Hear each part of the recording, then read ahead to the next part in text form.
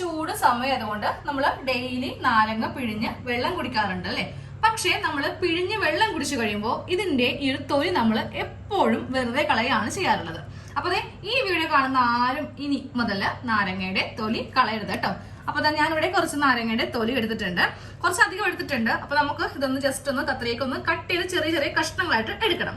അപ്പൊ ഒരു 10-15 നാരങ്ങയുടെ തൊലി ആവുമ്പോൾ നിങ്ങൾ ഈ ഒരു വീഡിയോ കണ്ടിട്ട് ഈ റെസിപ്പി ഒന്ന് തയ്യാറാക്കി എടുക്കുക കേട്ടോ. അപ്പൊ നമുക്ക് ഒരു ദിവസം കൊണ്ടൊന്നും എന്തായാലും 10-15 നാരങ്ങയുടെ തൊലിയൊന്നും കിട്ടത്തില്ല. അപ്പൊ ഞാൻ കഴിഞ്ഞൊരു വീഡിയോ ചെയ്തപ്പോൾ പറഞ്ഞായിരുന്നു നാരങ്ങയുടെ തൊലി എങ്ങനെയാണ് നമുക്ക് സൂക്ഷിച്ചു വെക്കേണ്ടതെന്ന്. അതായത് നാരങ്ങയുടെ നീര് എടുത്തു കഴിയുമ്പോൾ ഈ തൊലി ഉണ്ടല്ലോ, നമ്മളൊരു ഒന്നെങ്കിൽ ഒരു വെള്ള പേപ്പർ, ന്യൂസ് പേപ്പർ വേണ്ട, ഒരു വൈറ്റ് പേപ്പർ അല്ലെങ്കിൽ ടിഷ്യൂ പേപ്പറിൽ പൊതിഞ്ഞ് ഒരു പ്ലാസ്റ്റിക് കുപ്പിയിലാക്കിയിട്ട് ഫ്രിഡ്ജിൽ സൂക്ഷിക്കുക. എത്ര നാൾ വേണമെങ്കിലും ഇത് കേടാവാതെ ഈ ഒരു ഫ്രഷ്നെസ്സോട് കൂടി നമുക്ക് കിട്ടും കേട്ടോ. അപ്പോൾ ഞാൻ ഈ നാരങ്ങത്തോട് കുഞ്ഞി കുഞ്ഞി കഷ്ണങ്ങളായിട്ട് നമുക്ക് ഇങ്ങനെ ഒന്ന് കട്ട് ചെയ്ത് ചെറിയ ചെറിയ കഷ്ണങ്ങളായിട്ട് ഇങ്ങനെ ഒന്ന് കട്ട് ചെയ്ത് അങ്ങോട്ട് എടുക്കാം. ഇപ്പൊ നാരങ്ങയുടെ തൊലിയെല്ലാം ചെറിയ കഷ്ണങ്ങളായിട്ട് ഞാൻ ഇങ്ങനെ ഒന്ന് കട്ട് ചെയ്തെടുത്തിട്ടുണ്ട്. ഇതിപ്പോ മൊത്തത്തില് ഒരു 15 നാരങ്ങയുടെ തൊലിയുണ്ട്. അപ്പൊ ഞാൻ നേരത്തെ കുറച്ചുള്ളത് ഫ്രിഡ്ജില് ടിഷ്യൂ പേപ്പറിൽ പൊതിഞ്ഞ് സൂക്ഷിച്ച് വെച്ചിരിക്കുകയായിരുന്നു. ഇപ്പൊ എല്ലാം ഇങ്ങനെ അങ്ങോട്ട് എടുത്തിട്ടുണ്ട്. ഇനി നമുക്ക് ഇതൊന്ന് ആവിയില് ഒന്ന് വേവിച്ചെടുക്കണം. കാരണം നാരങ്ങത്തൊലിക്ക് അത്യാവശ്യം നല്ല വേവുണ്ട്. ഇതേ കണ്ടില്ലേ, തൊലിക്ക് നല്ല കട്ടിയാണ്. അപ്പൊ നമുക്കിതൊന്ന് വേവിച്ചെടുക്കണം. അതിനായിട്ട് ഞാനിവിടെ പുട്ടുകണയാണ് എടുത്തിരിക്കുന്നത്. ഇപ്പൊ നിങ്ങൾ കുറെ പേര് പറയും, ഇതിനെന്തിനാ പുട്ടുകണ? നമ്മുടെ ഇഡ്ഡലി പാത്രത്തിന്റെ ഒന്നെങ്കിൽ ഈ തട്ട് അല്ലെങ്കിൽ നമ്മൾ ഇഡ്ഡലി ഉണ്ടാക്കുന്ന ഈ ഒരു തട്ട് പോലെയെന്ന്. എന്താണെന്നറിയോ, നമ്മൾ ഇഡ്ഡലി പാത്രത്തിൽ വെച്ചിട്ട് ഇതൊന്നും ആവിയിൽ വേവിക്കാത്തത്. നമ്മൾ ഇതിങ്ങനെ ഇട്ട് കൊടുക്കുമ്പോൾ ഇതിന്റെ കുറെ അല്ലിയൊക്കെ ഇങ്ങനെ ഉണ്ടാവും. അത് മാത്രമല്ല, നമ്മളിത് ആവിയിൽ വേവിക്കുമ്പോൾ ഇഡ്ഡലി പാത്രത്തിന്റെ മൂടി വെച്ചിട്ട് മൂടും അല്ലെ? അപ്പൊ ഈ ആവി വെള്ളം ഇതിലേക്ക് തന്നെ അങ്ങ് തിരിച്ചു വന്ന് വീഴും. അപ്പോൾ വെള്ളത്തിൽ കുതിർന്ന പോലെ ആയിരിക്കും നമുക്കിത് വെന്ത് കിട്ടുക. കാരണം നമ്മളിത് ചെറിയ കഷ്ണങ്ങളായിട്ടൊന്ന് കട്ട് ചെയ്തെടുത്തിട്ടുണ്ട് അല്ലേ? പക്ഷെ പുട്ടുകണിയാകുമ്പോൾ ആ ഒരു പ്രശ്നം വരത്തില്ല. ആവി മുകളിൽ കൂടെ അങ്ങ് പൊയ്ക്കോളും.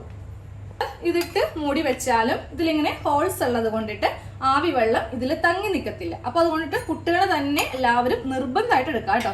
കുറെ പേർക്ക് ഇപ്പൊ സംശയം ഉണ്ടാവും, പുട്ടുകണതിന്റെ ആവശ്യമില്ലല്ലോ, തട്ട് പോരെ എന്നൊക്കെ.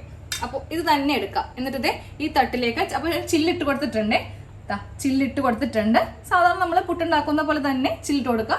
എന്നിട്ട് ഈ നാരങ്ങയുടെ തൊലി ചെറിയ കഷ്ണങ്ങളായിട്ട് കട്ട് ചെയ്തത് ഇതിലേക്ക് അങ്ങ് ഇട്ട് കൊടുക്കാം.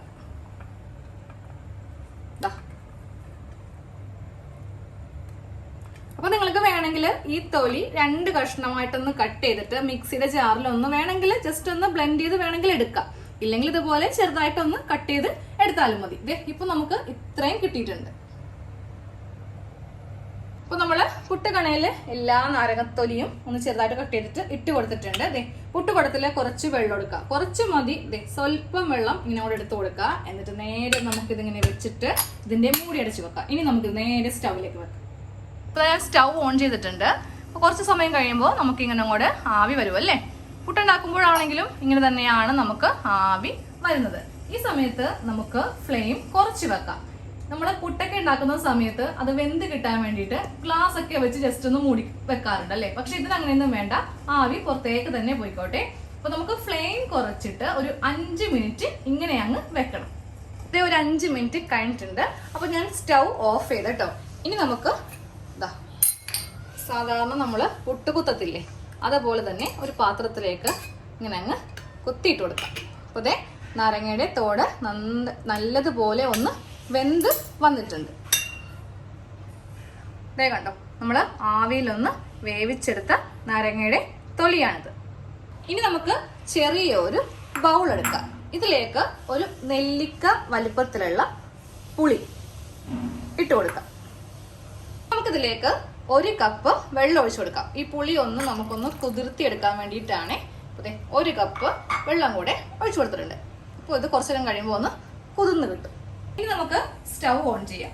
എന്നിട്ട് ഒരു മൺചട്ടി സ്റ്റൗവിലേക്ക് വെച്ചു കൊടുക്കാം. ഇതിൽ കുറച്ച് വെള്ളമൊക്കെ ഉണ്ട്, അതൊക്കെ ഒന്ന് വറ്റി വരട്ടെ.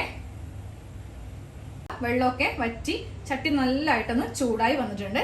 ഇതിലേക്ക് നമുക്ക് കുറച്ച് നല്ലെണ്ണ, വെളിച്ചെണ്ണയും വേണ്ട ഓയിലും വേണ്ട, നമുക്ക് കുറച്ച് നല്ലെണ്ണയാണ് വേണ്ടത്. കുറച്ച് ഒഴിച്ചു കൊടുക്കാം. എണ്ണ നന്നായിട്ട് ചൂടായിട്ടുണ്ട്. ഇതിലേക്ക് നമുക്ക് കുറച്ച് ഉലുവ, ഇത്രയും മതി കേട്ടോ. ഒരു ചെറിയ സ്പൂണിന്റെ പകുതി ഭാഗം മാത്രം നമുക്ക് ഉലുവ മതി. ഉലുവ ചേർത്ത് കൊടുക്കാം. ഉലുവ ചെറുതായിട്ടൊന്ന് പൊട്ടി വരണം.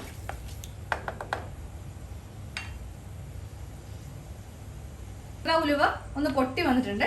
ഈ സമയം നമുക്കിതിലേക്ക് കുറച്ച് കടുകും കൂടെ ചേർത്ത് കൊടുക്കാം. കടുകും കൂടെ നന്നായിട്ടൊന്ന് പൊട്ടി വരട്ടെ. കടുകും ഉലുവയും നന്നായിട്ട് പൊട്ടി വന്നിട്ടുണ്ട്. ഇനി നമുക്കിതിലേക്ക് ഒരു ചെറിയ കഷ്ണം ഇഞ്ചി ചെറുതായിട്ടൊന്ന് കട്ട് ചെയ്തെടുത്താണ് അത് ചേർത്ത് കൊടുക്കാം. അതുപോലെ തന്നെ ഒരു 3-4 കഷ്ണം വെളുത്തുള്ളിയും ചെറുതായിട്ട് കട്ട് ചെയ്തെടുത്താണ് അതും കൂടെ ചേർത്ത് കൊടുക്കാം. ഇനി ചേർക്കേണ്ടത് 2 പച്ചമുളകാണ്. പച്ചമുളകും ചെറുതായിട്ട് കട്ട് ചെയ്ത് കൊടുത്തതാണ്, അതും ചേർത്ത് കൊടുക്കാം. ഇനി കുറച്ച് കറിവേപ്പില ചേർത്ത് കൊടുക്കാം. ഇനി നമുക്കിതിലേക്ക് 3 വറ്റൽമുളക് ഞാൻ എടുത്തിട്ടുണ്ട്. അത് ചേർക്കുമ്പോൾ ഒന്ന് കീറിയിട്ട് ചേർത്ത് കൊടുക്കാം. കീറിയിട്ട് ചേർത്ത് കൊടുത്തിട്ടുണ്ട്. ഇനി നമുക്ക് ഇതെല്ലാം കൂടെ ഒന്ന് നന്നായിട്ടൊന്ന് മിക്സ് ചെയ്ത് കൊടുക്കാം. അപ്പോൾ ഇത്ര നേരം ഞാൻ ഫ്ലെയിം കുറച്ചാണ് വെച്ചിരുന്നത്. ഇനി നമുക്ക് ഫ്ലെയിം കൂട്ടി വെക്കാം, എന്നാലേ ഇഞ്ചിയും വെളുത്തുള്ളിയൊക്കെ നന്നായിട്ട് നമുക്കൊന്ന് മുരിഞ്ഞ് കിട്ടുള്ളൂ. അപ്പോൾ ഇതാ ഇഞ്ചിയും വെളുത്തുള്ളിയും പച്ചമുളകും ഒക്കെ നന്നായിട്ടൊന്ന് മുരിഞ്ഞ് വന്നിട്ടുണ്ട്. ഇനി നമുക്ക് ഫ്ലെയിം ഒന്ന് കുറച്ച് വെക്കാം. നമുക്കിതിലേക്ക് ഇത്രയും മഞ്ഞൾപ്പൊടി, ഒരു 1/4 സ്പൂൺ മഞ്ഞൾപ്പൊടി ഇട്ട് കൊടുക്കാം. നമുക്കിതിലേക്ക് മുളക് പൊടിയാണ് ചേർത്ത് കൊടുക്കേണ്ടത്. അപ്പോൾ ഞാനൊരു വലിയ 2 സ്പൂൺ മുളക് പൊടി ചേർത്ത് കൊടുക്കുന്നുണ്ട്. ഞാൻ ചേർക്കുന്നത് കാശ്മീരി മുളക് പൊടിയാണ് കേട്ടോ, എന്നാലേ നമ്മുടെ കറിക്കൊരു കളർ കിട്ടുള്ളൂ. ഇനി നമുക്കിതിലേക്ക് ചേർക്കേണ്ടത് കായപ്പൊടിയാണ്. നമുക്കിതുപോലെ പുറത്തു നിന്ന് വാങ്ങിക്കാനായിട്ട് കിട്ടും. അത് നമുക്കൊരു 1/4 സ്പൂണോളം ചേർത്ത് കൊടുക്കാം. ഇത്രയും കായപ്പൊടിയും കൂടെ ചേർത്ത് കൊടുത്തിട്ടുണ്ട്. ഇനി ഇത് നന്നായിട്ടൊന്ന് ഇളക്കി മിക്സ് ചെയ്യാം. ഫ്ലെയിം കുറച്ച് വെക്കണം കേട്ടോ, ഇല്ലെങ്കിൽ ഇതെല്ലാം കരിഞ്ഞു പോകും. നന്നായിട്ട് നമ്മളിതൊന്ന് ഇളക്കി മിക്സ് ചെയ്ത് കൊടുത്തിട്ടുണ്ട്. ഇനി നമുക്കിതിലേക്ക് നമ്മൾ ഒരു നെല്ലിക്കയുടെ അത്രയും വലിപ്പമുള്ള പുളി ഇങ്ങനെ ഒന്ന് കുതിർത്താൻ വെച്ചിട്ടുണ്ടായിരുന്നു അല്ലേ, നന്നായിട്ട് കൈവച്ചിട്ട് ഇതൊന്ന് തിരുമ്മി ഇങ്ങനെ കൂടെ കൊടുക്കാം. അപ്പോൾ നമുക്ക് നല്ല കുഴമ്പ് രൂപത്തിൽ ഇങ്ങനെ കൂടെ കിട്ടും. ഈ വെള്ളം ഇതിലേക്ക് അങ്ങ് ഒഴിച്ചു കൊടുക്കാം. ഒഴിച്ചു കൊടുക്കുമ്പോൾ നമ്മുടെ കൈ വെച്ചിട്ട് ജസ്റ്റ് ഇങ്ങനെ ഒന്ന് പിഴിഞ്ഞ് വേണം കൊടുക്കാനായിട്ട്. ഇതിൻ്റെ ആ പുഴുവും ഒന്നും ഇതിലേക്ക് അങ്ങ് ഇട്ട് കൊടുക്കരുത്. ഇനി കുറച്ചുകൂടെ വെള്ളം ഒഴിച്ചിട്ട് നമുക്കിതൊന്നും ഒന്നും കൂടെ പിഴിഞ്ഞെടുക്കാം. ഞാൻ കുറച്ചുകൂടെ വെള്ളം ഇട്ടിട്ട് ഇങ്ങനെ ഒന്ന് പിഴിഞ്ഞതിലേക്ക് അങ്ങ് ചേർത്ത് കൊടുക്കുവാണേ. നമുക്കിത് നന്നായിട്ട് ഇളക്കി മിക്സ് ചെയ്ത് കൊടുക്കാം. കട്ടയില്ലാതെ നന്നായിട്ടൊന്ന് ഇളക്കി മിക്സ് ചെയ്യും. നമുക്കിതിലേക്ക് ചേർക്കേണ്ടത് ഒരു സ്പൂൺ വിനീഗറാണ്. സാധാരണ നമ്മൾ കറിക്കൊക്കെ ഒഴിക്കുന്ന സിന്തറ്റിക് വിനീഗറാണ് ഒഴിച്ചെടുക്കേണ്ടത്. 1-2 സ്പൂൺ ഒഴിക്കാം. അപ്പോൾ ഞാനപ്പോൾ ഒരു 2 സ്പൂൺ ഒഴിക്കുന്നുണ്ട്. അത് അത്യാവശ്യം നമുക്ക് പുളി വേണമല്ലോ. അപ്പോൾ 2 സ്പൂൺ വിനീഗർ ചേർത്ത് കൊടുത്തിട്ടുണ്ട്. നമുക്കിതിലേക്ക് ആവശ്യത്തിനുള്ള ഉപ്പും കൂടെ ചേർത്തിട്ട് നന്നായിട്ടൊന്ന് ഇളക്കി മിക്സ് ചെയ്ത് കൊടുക്കാം. ഉപ്പും വിനീഗറും പുളിയും എല്ലാം കൂടെ നമ്മൾ ഇങ്ങനെ കൂടെ മിക്സ് ചെയ്ത് കൊടുത്തിട്ടുണ്ട്. ഇനി ഇതിലേക്ക് നമ്മൾ നേരത്തെ വേവിച്ച് വെച്ച നമ്മുടെ നാരങ്ങ തൊലി അത് ഇതിലേക്ക് അങ്ങ് ഇട്ട് കൊടുക്കാം. ഓൾറെഡി വെന്തതാണ്, എന്നാലും ഇനി ചാറിൽ കിടന്ന് ഒന്നും കൂടെ ഒന്ന് ചാറെല്ലാം ഒന്ന് പിടിച്ചു വരട്ടെ. എന്നിട്ടൊന്ന് ഇളക്കി കൊടുക്കാം. അത് നന്നായിട്ട് ഇളക്കി മിക്സ് ചെയ്തിട്ടുണ്ട്. ഇതിപ്പോൾ നല്ല കുറുക്കായിട്ടാണ് നമുക്ക് ഈ ചാറ് കിട്ടിയിരിക്കുന്നത്. അപ്പോൾ നമുക്ക് ഇത്രയും തിക്കായിട്ടുള്ള കൺസിസ്റ്റൻസി വേണ്ട, കുറച്ച് ലൂസായിട്ടാണ് നമുക്ക് വേണ്ടത്. കുറച്ചു നേരം കഴിയുമ്പോൾ ഉണ്ടല്ലോ, നമ്മൾ ഈ കറി റെഡിയാക്കി ഓഫ് ചെയ്ത് കഴിയുമ്പോൾ ഇതങ്ങ് ചാറ് കുറച്ചുകൂടി കട്ടിയാവും. അപ്പോൾ ഞാനിതിലേക്ക് കുറച്ച് വെള്ളം, ഇപ്പോൾ നമ്മൾ നേരത്തെ നാരങ്ങ വേവിച്ച വെള്ളമില്ലേ പുട്ടുകുടത്തിലെ, ആ വെള്ളം കുറച്ച് ചേർത്ത് കൊടുക്കാം. നേരിയൊരു ചൂട് ഉണ്ടാവും. ഇതേ കുറച്ച് ചേർത്ത് കൊടുത്തിട്ടുണ്ട്. എന്നിട്ട് നമുക്കതൊന്ന് ഇളക്കാം. അപ്പോൾ ഇതേ ചാറ് കുറച്ചൊന്ന് ലൂസായി വന്നിട്ടുണ്ട്. ഇനി ഫ്ലെയിം കൂട്ടി വെക്കാം. ഇതൊന്ന് തിളച്ച് വരട്ടെ. ഈ സമയത്ത് ഉപ്പ് നോക്കാം, പുളി നോക്കാം. എരിവ് പോരെങ്കിൽ കുറച്ചുകൂടി മുളക് പൊടി വേണമെങ്കിൽ ചേർത്ത് കൊടുക്കാം. അപ്പം ഞാൻ നോക്കിയപ്പോൾ എല്ലാം കറക്റ്റാണ്. പാകത്തിന് പുളിയുണ്ട്, ഉപ്പുണ്ട്, അതുപോലെ നല്ല എരിവുമുണ്ട്. എരിവ് കുറച്ച് വേണം, ഇല്ലെങ്കിൽ നമ്മൾ കഴിക്കുമ്പോൾ ഒരു ടേസ്റ്റ് ഉണ്ടാവത്തില്ല. ചാറ് നന്നായിട്ട് തിളച്ച് വരുന്നുണ്ട്. അപ്പോൾ ഒന്നും കൂടെ ഒന്ന് നന്നായിട്ട് ഇളക്കി കൊടുത്തിട്ട് നമ്മൾ നേരെ മൂടി പാത്രം വെച്ചിട്ട് മൂടി വെക്കാം. എന്നിട്ട് ഫ്ലെയിം നന്നായിട്ട് കുറച്ച് വെക്കാം. ഒരു 2 മിനിറ്റ് ഇങ്ങനെ വെക്കാം. എന്നാലേ നമ്മുടെ ആ കറിയുടെ എണ്ണയൊക്കെ തെളിഞ്ഞ് ആ ഒരു നാരങ്ങയുടെ തൊലിയിലേക്ക് എരിവും പുളിയും ഉപ്പും എല്ലാം ഒന്ന് പിടിച്ചു കിട്ടുള്ളൂ. അപ്പോൾ നമുക്ക് 2 മിനിറ്റ് കഴിയുമ്പോൾ ഇതൊന്ന് ഓപ്പൺ ചെയ്യാം. 2 മിനിറ്റ് കഴിഞ്ഞിട്ടുണ്ട്. അപ്പോൾ നമുക്കിനി പാത്രം മാറ്റാം. അപ്പോൾ ദേ എണ്ണയൊക്കെ തെളിഞ്ഞ് വന്നിട്ടുണ്ട്. കുറച്ചുകൂടി ചാറ് ഇങ്ങനെ ഒന്ന് കട്ടിയായി വന്നിട്ടുണ്ട്. ഒന്നും കൂടെ എല്ലാ ഭാഗത്തേക്കും ഒന്ന് ഇളക്കി കൊടുക്കാം. ഇനി നമുക്ക് ഫ്ലെയിം ഓഫ് ചെയ്യാം. അപ്പോൾ നമ്മൾ അത്യാവശ്യം ലൂസാക്കിയിട്ടാണ് ചാറ് വെച്ചത് അല്ലേ, പക്ഷെ ഇപ്പോഴത്തെ ആ ഒരു കട്ടിപ്പ് കണ്ടോ. അപ്പോൾ ആദ്യമേ കട്ടിയാണെങ്കിൽ ഇതങ്ങ് അടിക്ക് പിടിച്ചു പോകും. അപ്പോൾ നമ്മുടെ കറി റെഡി ആയിട്ടുണ്ട്. അപ്പോൾ നമ്മുടെ നാരങ്ങ തൊലി കൊണ്ടിട്ടുള്ള കറി റെഡി ആയിട്ടുണ്ട്. സാധാരണ നമ്മളെല്ലാവരും അച്ചാറാണല്ലേ വെക്കുന്നത്. ഇത് അച്ചാറിൽ നിന്നും സ്പെഷ്യലായിട്ട് നമ്മൾ നാരങ്ങയുടെ തൊലി ഇങ്ങനെ ചെറുതായിട്ട് കട്ട് ചെയ്ത് ഇതുപോലെ ഒരു കൂട്ടുകറി പോലെ ഒന്ന് തയ്യാറാക്കി എടുത്തിട്ടുണ്ട്.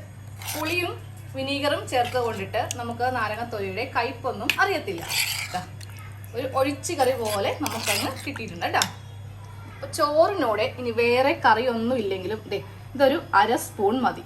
ചാറിന് ചാറുമായി, കഷ്ണത്തിന് ചെറിയ കഷ്ണമായി. അപ്പോൾ നമുക്ക് ഇത് കുഴച്ച് ഒരു പപ്പടം വറുത്തതുകൊണ്ട് ഉണ്ടെങ്കിലുണ്ടല്ലോ നല്ല അടിപൊളിയായിട്ട് നമുക്ക് ചോറ് തിന്നാം.